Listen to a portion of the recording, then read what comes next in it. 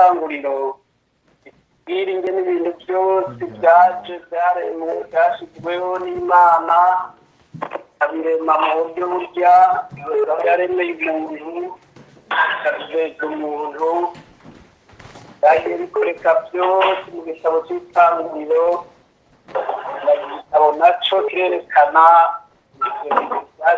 byashyizweho ibintu bizorengana. Rero gusoma mu gice cya kabiri iki gitabo cy'Ibyahishuriwe Yohana ku murongo ugira 8 ariko ndizigira neza ko muriko murakurikira. Avuga ngo icete ryandikiwe ishengero ry'Isimuruna kandi wandikire umumarayika w'ishengero ry'Isimuruna wa mbere kandi w'iherezo wari yarapfuye kandi akaba muzima ntabwo amarushwa yawe n'ubworo bwawe yamara ubutunzi n'ibitutsi by'abita abayuda ataribo ariko ari sinagogi ya Satani.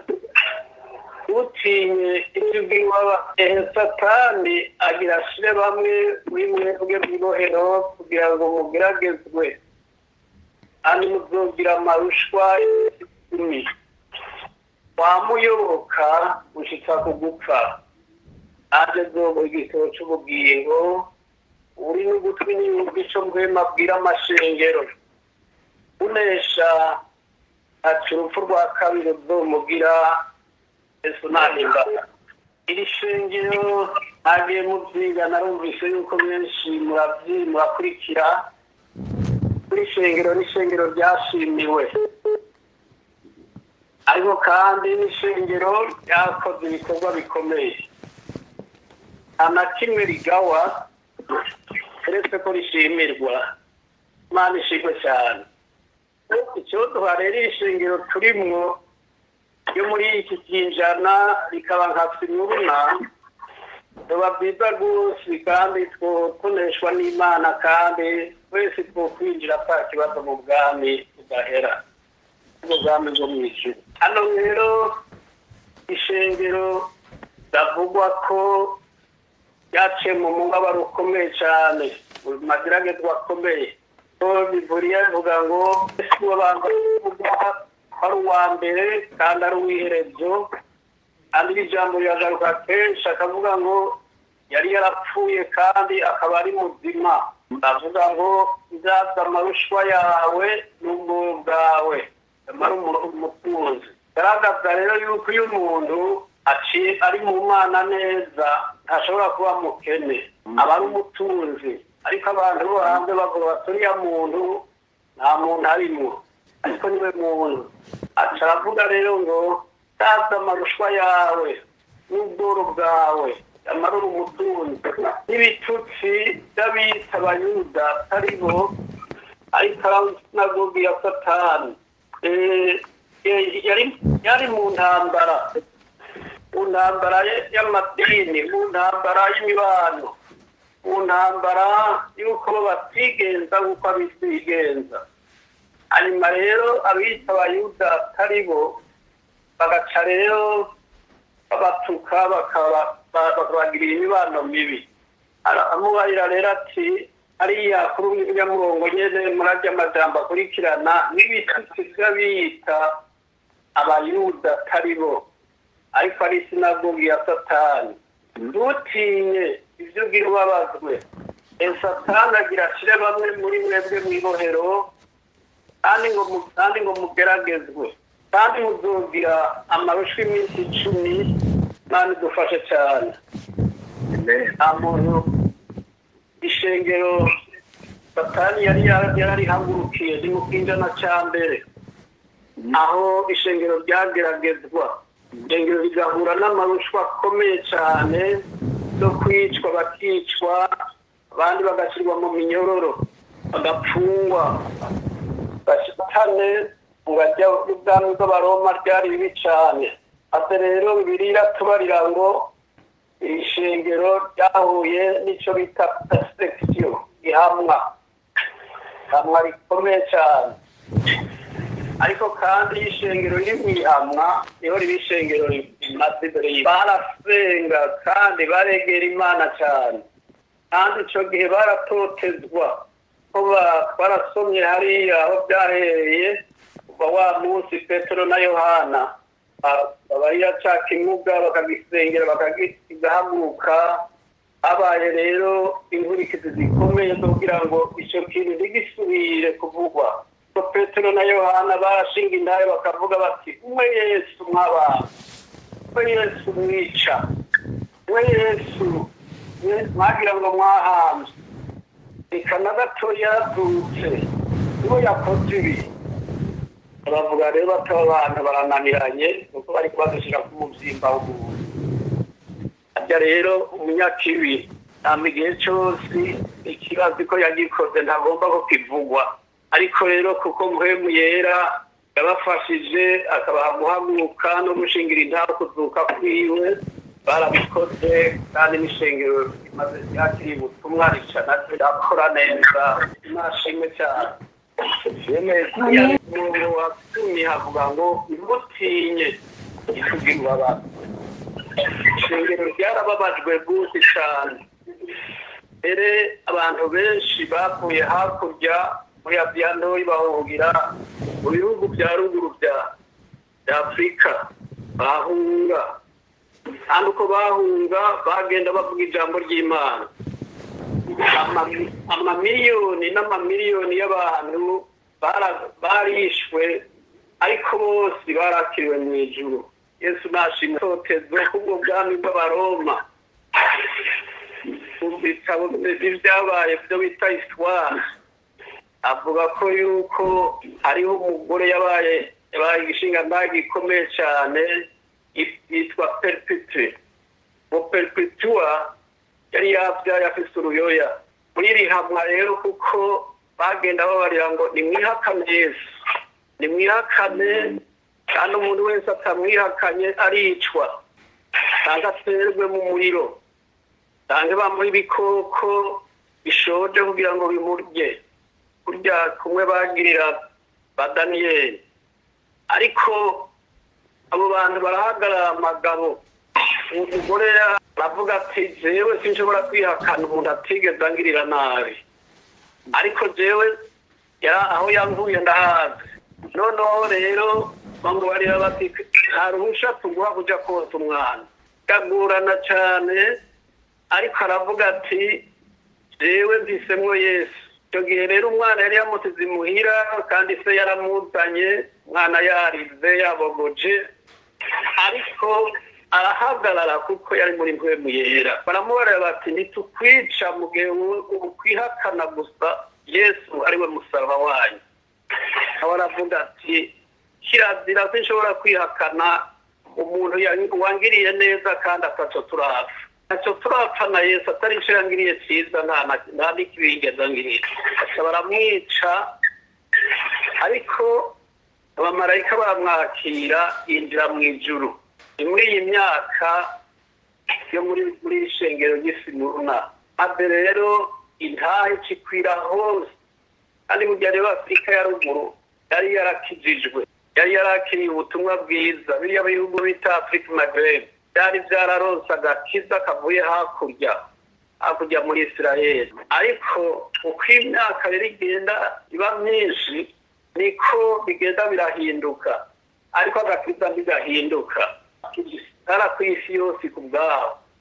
Icyo bituma natwe dushima uko ibyabereye hariya natwe byaradushitseko, ari byatubereye akarorero keza. Ubutumwa burakwira ku isi yose kubera iri shengero rya mbere. Shengero ni ikintu cy'inkomezi iyo riri muri mpwemu yera. Hariya rero havuga ngo ntutinye ubabazwe. Satani agira ashire bamwe muri mwebwe mu irohero kugira ngo mugeragezwe, kandi muzogira amarushwa iminsi 10. Mpwemu yera arababwira, ijambo ry'Imana riravuga ngo muzogira amarushwa iminsi 10. Wewe wibaza yuko iyi minsi 10 ari ikintu gigufi cyane, ariko iyinga rimwe mu buhanuzi ni umwaka. Ni ukuvuga yuko imbere yabo hariho imyaka 10 y'amageragezwa. Amageragezwa ahagaze ku kwicwa, bageragezwa hagati mu gutotezwa, gufungwa, kubatortire mu buryo bwinshi bwo kugira nabi umubiri, ariko bahagarara amagabo. Ko bumvise ijambo ry'Imana harya bivuga ngo wamuyoboka gushika ku gupfa, nanjye nzoguha igitabo uri n'ugutwi yumva icyo mpema abwira amashengero, unesha acupa rwa kabiri nzomugira. Yesu ashimwe. Unesha wamuyoboka, isi ijambo ry'Imana ridutegeka kwama tuyoboka, ko aya majambo kandi arashobora gushigikirwa n'amajambo Yesu yavuze. Ubutumwa bwiza bwa Luka mu gice ca 21 kugera ku murongo wa 10, bada yuko Bibiliya muri gitabo cy'ubutumwa bwiza bwa Luka biravuga mu gice ca 21 ari yakuru ya murongo wa 10. Ye gusoma umurondere murahabona, bwo bamaze kuharonga, reka tube turasoma. Maze arababwira ati, ihanga rizotera irindi hanga, n'ubwami buzotera ubundi bwami. Mu gice ca 21 kuri 10. 11, kandi isi izonyiganyiga cane henshi, kandi hamwe hamwe hazotera amapfa, atere n'ikiza, habeho n'ibiteye ubwoba n'ibimenyetso bihambaye biva mu isi. 12 ariko ibyo byose bitarabaho, bazobafata abahame, babashengerane mu masinagogi, babashirishe mu mabohero, babashengeze ku bami no ku baganga, babahora izina ryanje. Bicike ikimenyetso kibere mwebwe icabona, nuko ibi mubishire ko imitima, yuko mudakwiye kubanza kwiyumvira ivyo muzokwireguza. Ari jewe nzobaha amajambo n'ubwenge, ibyo abarwanya bose bakazoshobora gutsinda. Aya magorwa yose rero ari yuko azobateramira, kandi avuga yuko ibyo bitazobura kubaho. Hanyuma rero akavuga yuko icyo bazokwiza bazovuga azokibaha ako kanya nyene bari imbere yabo babatoteza. Hanyuma hariya hepfo bari tugeze hariya kuri 15 bavuga kuko ari jewe nzobaha amajambo n'ubwenge, ibyo barwanya bose batashobora gutsinda canke guhinyuza. Ariko muzoshengezwa n'abavyeyi banyu nabo n'abavukanyi banyu n'inshuti z'abagenzi, hamwe muri mwebwe bazobicisha. Muzoba mwanswe na bose babahora izina ryanje, kandi ntihazohara agashatsi na kamwe mu mitwe yanyu. 19 avuga ngo ukwihangana kwanyu niko kuzotuma mukiza ubugingo bwanyu. Yesu ashimwe cyane. Kwihangana kwacu cyangwa ukwihangana kwawe, ukwihangana kuriya niko kuzotuma umuntu akiza ubugingo bwiwe. Naha 21 kuri 19, ukwihangana kwanyu niko kuzotuma mukiza ubugingo bwanyu. Ni ijambo rikuru cyane muri aya majambo yo muri iki gice ca 21. Kwihanganira amageragezwa, kwihanganira ibyo Satani ateza ku isi, kuko ishengero ry'Imana n'ikintu cagutse kiri ku isi. Bivugwa rero yuko Yesu yari yamaze kubigabisha, bari babizi ibi, yari yarabibariye abigishwa biwe. Cyo gituma rero iki gitabo kitwibutsa ingene tugenda duca mu bihe bitandukanye, ariko turi muri ca gihe, kuko turi mu bihe rero byo gutegurwa. Kubera iki? Kubera ibihe byo kurangiza biri hafi, kubera igikorwa citwa kugaruka kwa Yesu kiri hafi. Ariya rero twasomye mu Yohana 2 aya hepfo twagejeje havuga ngo uwihangana ntacu urupfu rwa kabiri ruzomugira, kandi urupfu rwa kabiri ni urupfu rugoye cyane, kuko impfu zindi za mbere ntizigoye, ariko urupfu rwa kabiri ruragoye. Igice tutarashikamwo kiri kure cyane hariya mu gice cya 20 ho haraba n'iki gitabo nyene cy'Ivarisho Yohana 20 teraho hariya havuga ngo mbona umumarayika amanuka avuye mu ijuru, avuga ngo ukubohwa kwa Satani kw'imyaka 1000. mbona umumarayika amanuka avuye mu ijuru afite urufunguzo rw'ikuzimu, afite n'ikinyororo, afata ca gisato ya nzoka ya mbere niyo wa mubi, irindi ni Satani, akiboha ngo kimara imyaka 1000, agikororera kuzimu hadabira, ashyiraho ikimenyetso kikirumya kugira ngo nticongere kuzimiza amahanga kisaha imyaka 1000 zoherera. Ntiyahera gikwiye kubohorwa ngo kimara igihe gito. Tugezaho Bibiliya iravuga yuko aho niho hashobora kuzobaho wa kabiri, kandi icyo gihe Satani abo bakorana we Antikristo, bwishwa b'inyuma, gisato, byose bizoterwa mu kiyaga caka umuriro. Ariko muri iki gice bacari byo Yohana bivuga ngo yabonye ubyabona, zosomwa muri kiriya gihimba kuvuga ngo hanyuma y'ibyo izoba nyuma ya mu kurangiza. Maze rero Bibiliya rero tubarira yuko uzo kwihangana ariya niko twasomye kuri ya murongo wa 19 n'ico gice cya 21. Kwihangana kwanyu niko kuzotuma mukiza ubugingo bwanyu. Ijambo ry'Imana, iri jambo ni rinini cyane yitwa kwihangana. Yakobo yararyanditse bavuga yuko hahirwa mwihangana agashika kw'iherezo kuko atoronka igitiro cy'ubugingo. Maze rero biravuga ko Imana ariwe mu marayika araronga ishengero ry'Imana kuba gikomeye cyane, agarara mu gihe gikwiye n'ubudakwiye, kandi aba umwizigirwa gushika kw'iherezo. Nicyo gituma yemerewe yuko zoronka igitiro cy'ubugingo bidashira. Unesha ntacu urupfu rwa kabiri ruzomugira. Urwo rupfu rwa kabiri rurababaje cyane, biravuga ngene bizogenda, ariko ntiharagera byo kubishikira.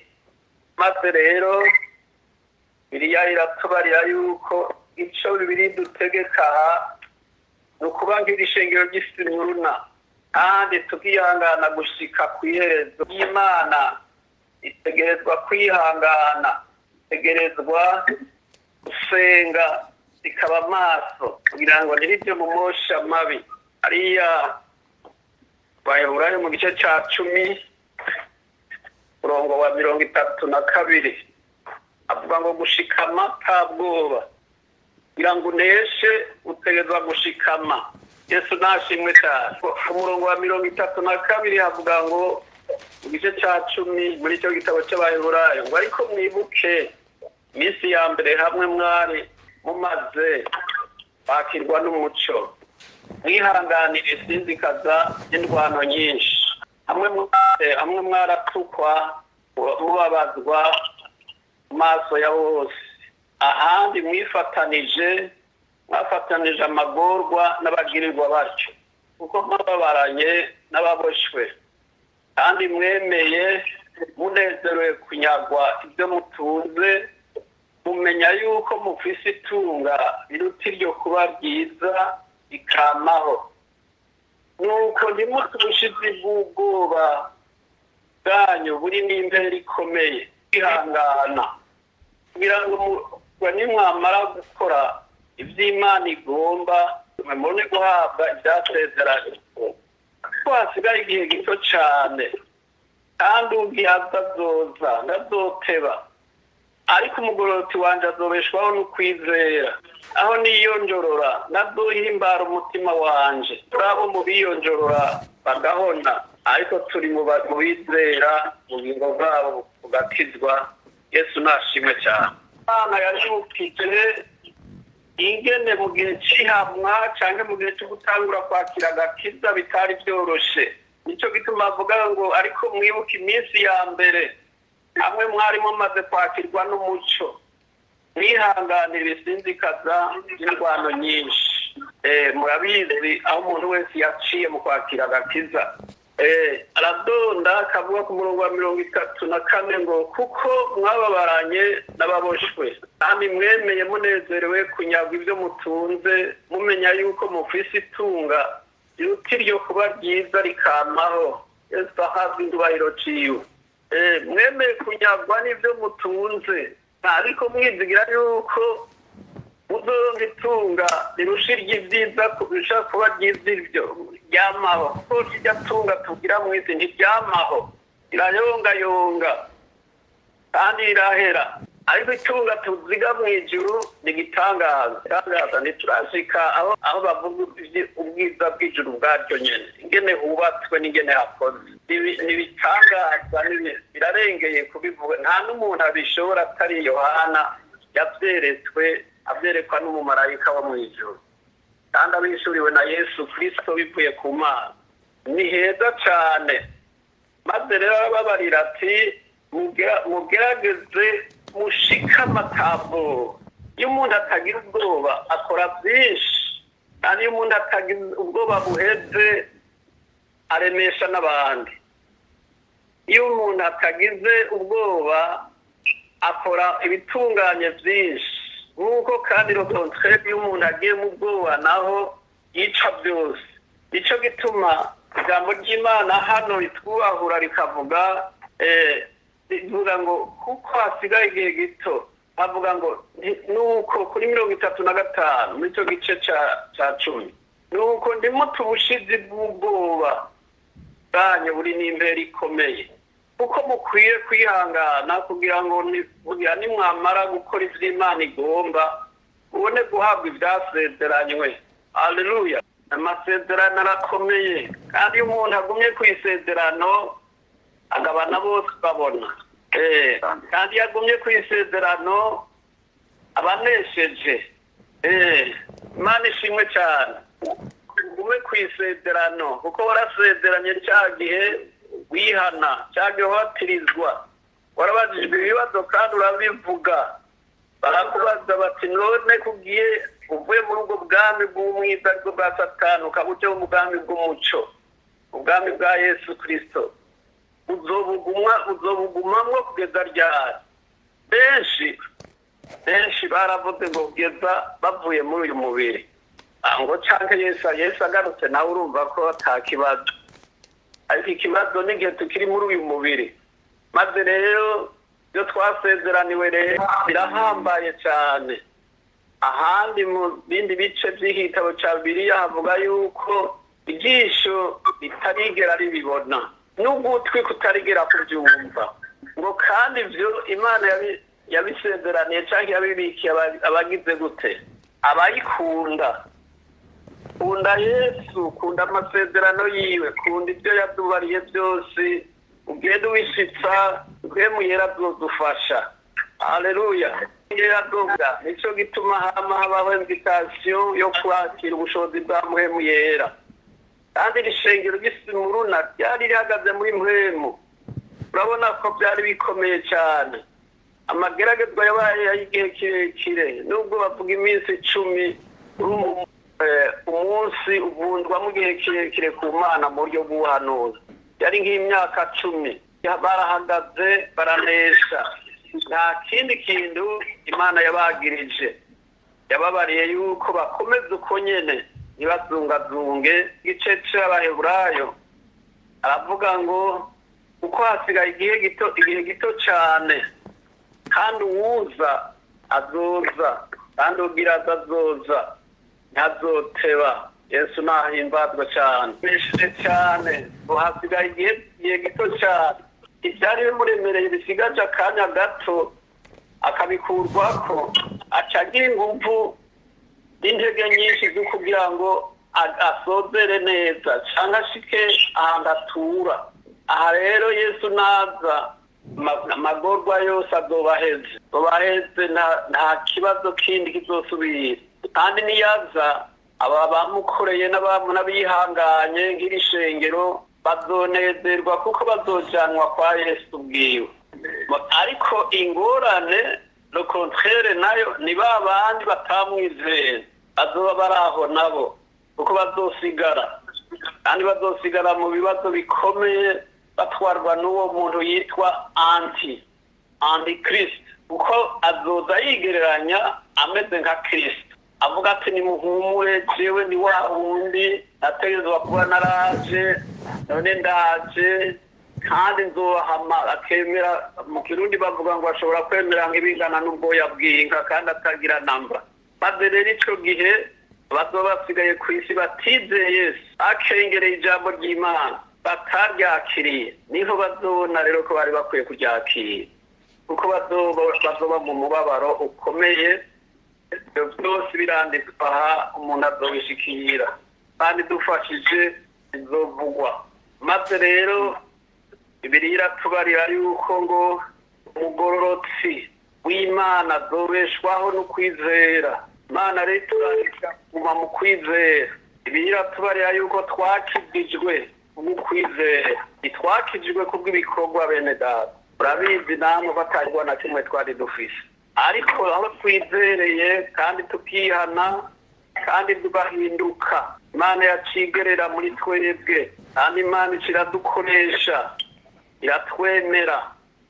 Naho ab'isi batoba batwemera ariko Imana iratwemera kandi si ngombwa ab'isi batwemere ko na Yesu ntibamwemeye kuko bamuhaririza baguma bavuga yuko yigira bakavuga ngo yigira umwana w'Imana kandi bakigira ngo yigira nk'Imana ariko kandi nuko batamumenye. Ariko Yesu yari muri ibyo byose bavuze yari Imana. Ariko Bibiliya avuga ngo bamwakiriye bose, avuga ngo ariko umugororotsi naho niyonjorora ntazohimbara umutima wanje. 39 avuga ngo ariko tweho iturabo mu biyonjorora bagahona, ariko turabo mu bizera ubugingo bwabo bugakizwa. Yesu nashimwe cyane. Turota twiyonjorora urikana gatoya. Ijambo kwiyonjorora no kubivamwo, ijambo kwiyonjorora no guheba ishwara utumbereye. Ariko twebwe ntiturota tuva mu isezerano kuko Mpwemu Yera aradufasha kandi Yesu nawe agashishikara kudusengera imbere y'Imana. Wicamujanye mu ijuru yashikiye iburyo bw'Imana atanga raporo zacu zose. Hanyuma rero asaba Imana kuturungikira ico yasezeranye ari we Mpwemu Yera. Uwo Mpwemu Yera ni wari mu bikorwa by'Imana kuko ari mu mitima y'ishengero, aho ishengero riri ku isi hose. Ni Mpwemu Yera n'ubutugati bwa Mpwemu Yera. Cyo gituma rero n'imbabazi ari nyinshi cyane zirondera bihana kandi abantu bakihana kandi bikurikira ibikeneye gukorwa bigakorwa mu bushobozi bwiwe bwa Mpwemu Yera. Hanyuma rero Bibiliya avuga ngo abo twebwe ubugingo bwabo niwe turi mu bafise ubugingo bukizwa. Kubera iki? Kubera ko twizera ubugingo bwacu buca bukijijwe. Cyo gituma dusenga ngo Mpwemu Yera adufashe ntiturahirahire ngo dukore ibya bisi bakora, ariko turabe umusaraba wa Yesu. Icyo gituma rero ijambo ry'Imana barikagose kugira ngo begere Imana kandi Imana ishishikare gukora igikorwa cyayo. Agomba rero babe ndangiza ko ni birebire cyane. Nagomba kubaza nti mbega hari aho uba wariyonjoroye mu isezerano ry'Imana ubugingo bwawe ukaba wiyandanje. Agomba nakubwire yuko mu kwiyonjora nta cyiza woronka, ariko mu gihe woguma ugashikama, twasomye ijambo yitwa gushikama atabwoba.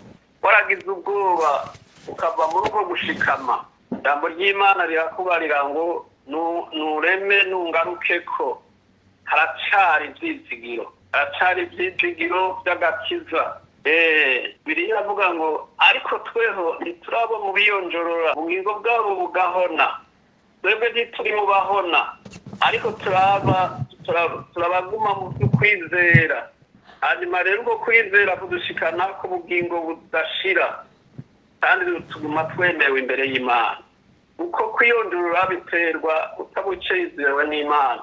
None wowe buriho, woba wewe wariyonjoroye. Iki jambo ry'Imana rivuze ga bari icukuri. Imana yo ibona byose, kwibona imitima yacu, ibona umutima w'umuntu ahari hose.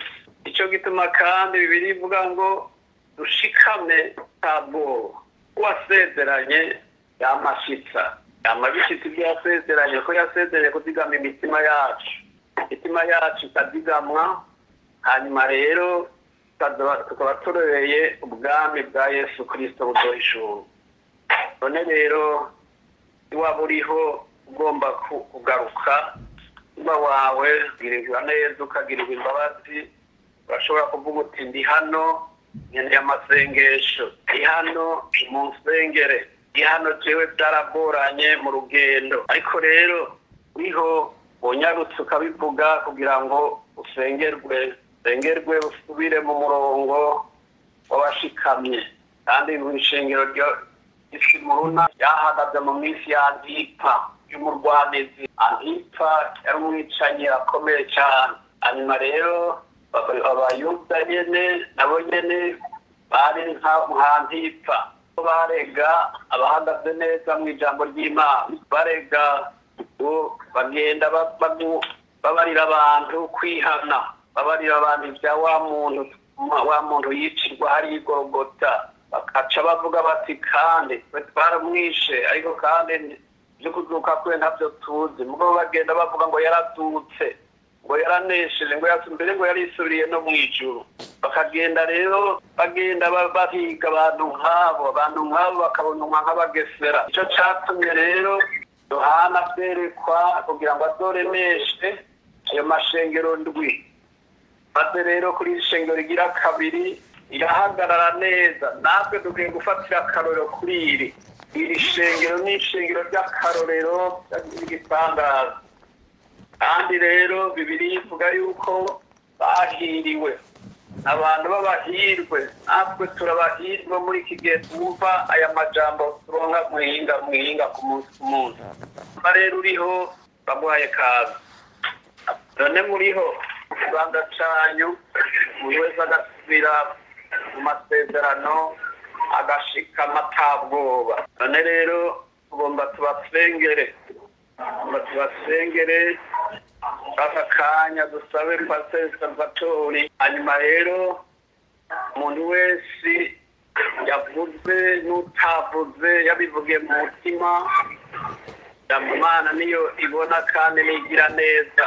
Igire neza iyo mitima yose ifite guca bugufi no kurondera kuba nk'irishengero ry'isi muruna. Ari ishengero ry'akabiga ubugingo budashira, kandi urupfu rwa kabiri atari gatoya ufise kuri iri shengero. None rero twese tutabe Pasiteri ahagarara asenge. Mana data wa twese uri mw'ijuru, turagushimiye cyane.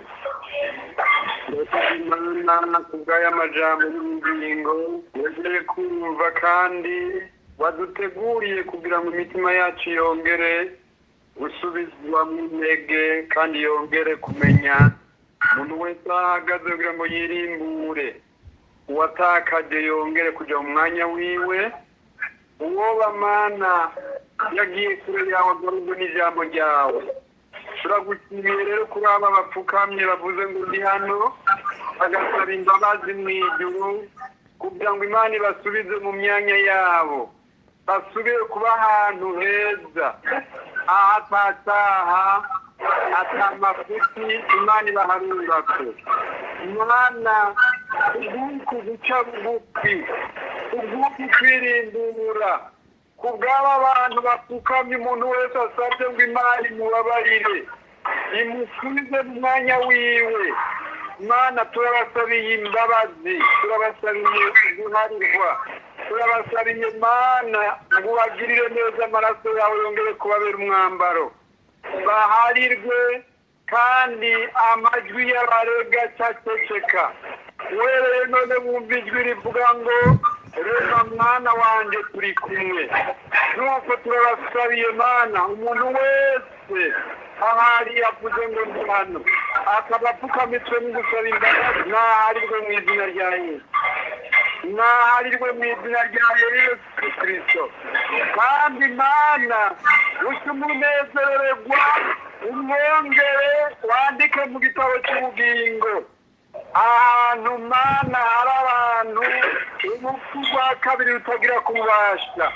Umuha indirimbo, umuha umunezero w'agakiza, umuhe kugenda Mana akajwi rimukurikira rimwagiriza icyaha no gushishikara kwibara.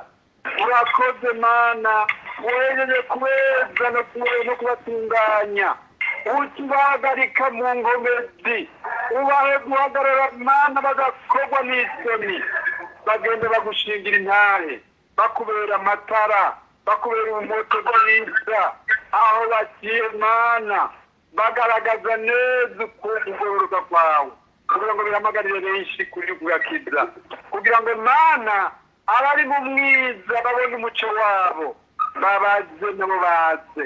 Urakoze Mana, turagushimiye kubagiriye neza, ubahariye kandi wegeje mu izina ry'umucunguzi wacu Yesu Kristo. Amen. Amen. Nashimwe cyane. Amen. Naho tugomba gufasha abantu bafite imitwaro mu buryo bari buke, hari urwara cyangwa akaba arwaje. Birashoboka yuko umubanyi wawe ushobora kuba arwaye, akamubwira ishingo kugira ngo Imana igire icyo ikoze kuri we kandi Imana zo gushimira. None rero ijambo ry'Imana riravuga yuko muri icyo gihe yuko ukwihangana kwanyu niko kuzotuma mukiza ubugingo bwanyu. Kwihangana kwanyu kuzotuma mukiza n'amagara yanyu. Imana yavuye mu buryo bwose kandi ikorera mu buryo bwose, ifasha umuntu umutima kandi mufasha no kuzimira. Rero ni wowe wizeye ijambo ry'Imana, iyo mitwaro yawe yose itandukanye, siyo gusa navuze, Imana ikora ibirengeye ibyo. Urashobora kuvuga uti ndi hano ndabikeneye amasengesho, hanyuma tugasuka gusengera, ugasengerwa kugira ngo iyo mitwaro ive kuri we cyangwa ive ku nshuti cyangwa ive kuri uwo wahagurukiye. Imitwaro tugira ni myinshi cyane, ariko Yesu ngo ayidukiza yose. None rero hariho naho urumva umunezero, byose biguma ari umunezero.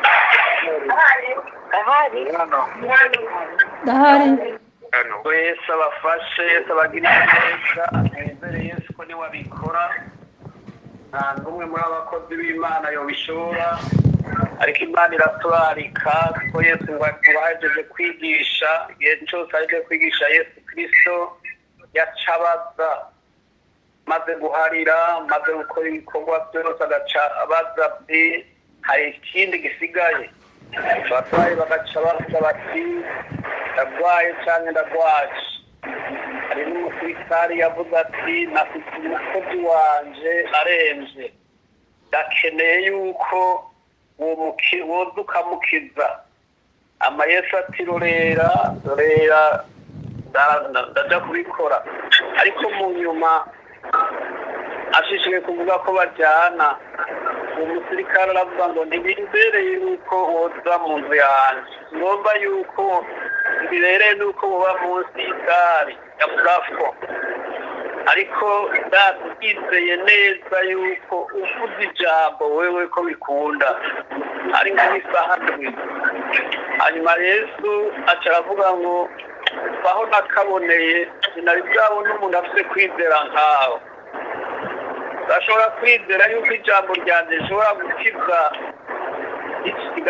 igashika mu nzu yawe birometero bibiri ndivuga byariho hagati y'aho bari n'aho inzu yiwe yari ariko biravuga ngo Yesu amubariye ati mubere nk'uko yizeye ako kanya uwo mukozi we yaciye akira ashitse muhira arabaza ati mbe yakize sanga batisa hano nico gihere kandi yambaririye yuko bishobotse yuko bikoze Yesu rero akorera mu kwizera nawe ko wizeye Yesu akugirire neza kandi Bibiliya iravuga ngo ko wizeye bikubere nk'uko wizeye rero reka dusabe hano pasiteri asenga Imana kubw'abarwaye no kubw'imitwaro yindi yose abe cyane ego murakoze reka dusenga Imana turakengurukiye Imana data wa twese uri mu ijuru umwami wacu Yesu Kristo izina ryawe nyakubahwa rizubahwe bagushimiye ko ari wewe wamutiri dukwiye ku munsi ku munsi iri shengero mwami muruna warariremesheje remesha kuko ryariko riraca mu mageragezwa akomeye mugabo ribarira kwihangana n'amageragezwa akomeye ryariko riracamwo mugabo wewe uribera Imana intutinye isinagogi ya Satani Mana yera Mana yera Mana yera turagushimiye kuri aya majambo n'amajambo aja twibutsa ibihe vya nyuma tugezemwo yuko turiko dukorera mu bihe by'iherezo ibihe mwami ububasha bw'umwizera burazukuruka abadayimoni bagenda barazukuruka ariko watanga ububasha bukomeye kubagukorera yuko tudakwiye gutinya umuntu wese akwiye kwihangana mu mageragezwa ariko aracamwo kugira ngo azoshitse kw'iherezo twarumvise abantu bo muri siècle ya mbere ingene bahuye n'amageragezwa kugeza aho bakwa n'ubuzima ariko urugendo rwabo rukabagwiza ba Stefano urugendo rwabo rwabaye rwiza haleluya ba Petero urugendo rwabo rwabaye rwiza bagiye babona ibitangaza n'ibimenyetso bikoreka mu izina rya Yesu Kristo nico gituma natwe Mana tugushimiye muri uyu mwanya n'iyi saha kuko mwami uriko uraturemesha uriko uratubwira amajambo yo mu bihe by'iherezo amajambo atuma abantu b'Imana bihangana amajambo atuma abantu b'Imana barema amajambo atuma abantu b'Imana bongerwa intege mu rugendo ruja mw'ijuru Mana turagushimiye wewe wadutegurira porogaramu nziza muri uru rugendo Mana uratubwiye ngo ntidutinye kuko n'iby'akanya gato amageragezwa n'ay'umwanya muto ibyo umuntu acamwo bibabaza umuntu n'iby'umwanya muto indwara n'iz'umwanya muto intambara za Satani n'iz'umwanya muto kuko Bibiliya ngo twebwe iwacu ni mw'ijuru niho twiteze umukiza ko azopfa azohindura imibiri y'ubufafara igashushanywa n'iy'ubwiza bwiwe hahirwa rero umwihangana akageza kw'iherezo uyo haleluya niyarama nibazokwambikwa igitabo cy'igiciro cy'ubugingo icyo Imana yasezeraniye abayikunda none rero mukunzi mwiza wera turi mw'isi bene data hari abariko barababazwa mu mubiri bavuga bati turi hano ubwo uyu mubiri twambaye tunihiramwo n'ibunga umuntu bamuboneje akomeye hirya ukabona yahorotse Mana yamaze konda kuko ari umubiri turasenza Imana yo kwizigirwa umuntu wese ababara Mana ngumuruhuru umugirire neza mw'izina rya Yesu Kristo urabagwaye za hypertension iyi saha Mana yo mw'ijuru turakubise umusaraba iyo ngwara Mana urabagwaye igisukari na diyabete mw'izina rya Yesu Kristo iyi saha mwami turahagaze mu bushobozi bwa Mpwemu Yera turanyuranije n'aba bantu b'Imana nibakire uraba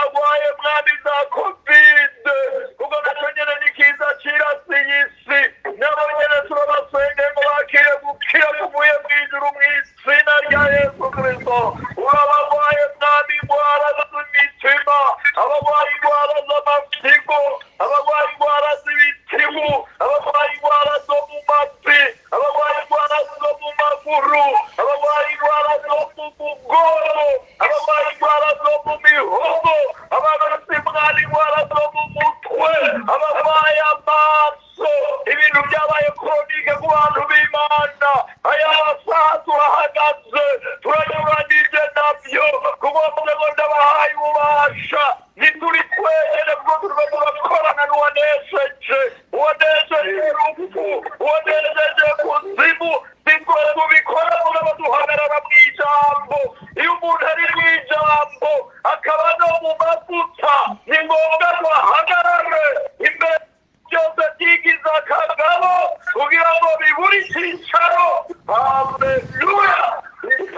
ikuzimu, abadayimoni basubizwa ikuzimu, abo mu kirere babohwe, amasengesho aduga ameze nk'umuriro azika imbere y'Imana, ameze nk'umubavu umota neza. Haleluya! kugira ngo abantu b'Imana banezerwe. Turamushima Mana ya Aburahamu, Mana ya Isaka, Mana ya Yakobo. Wa mugore yaramaze imyaka 11 agwaye gutinyanka, yavuga uti nomubona gusa ntamukorako nsamba muzima. Reka umuntu wese bivanye mwami n'umuremerezi bw'indwara afise amukoreko. Haleluya, haleluya. Yesu Munyanazareti, umuntu wese bivanye n'igeragezwa afise Yesu namukoreko kugira ngo iryo geragezwa ryiwe rikoroke. Umuntu wese mwami bivanye n'amageragezwa rikaragwaga nayo amukoreko. Uyu muntu akoze kuri Yesu araruhuka, iyo umuntu akoze kuri Yesu aranezerwa, iyo umuntu akoze kuri Yesu indirimbo zimurudaca muri we, iyo umuntu akoze kuri Yesu arasinzira, iyo umuntu akoze kuri Yesu umunezero uramwishe muri we, iyo umuntu akoze kuri Yesu gusa. Haleluya! uva mu mutima wiwe umunezero arurudaca. Urakoze Mana, turagushimiye, turanagukengurukiye kubikoze mu izina rya Yesu Kristo umwami wacu. Amena. Amena. Yesu nashimwe cyane. Aya majambo bose Yesu abamugisha.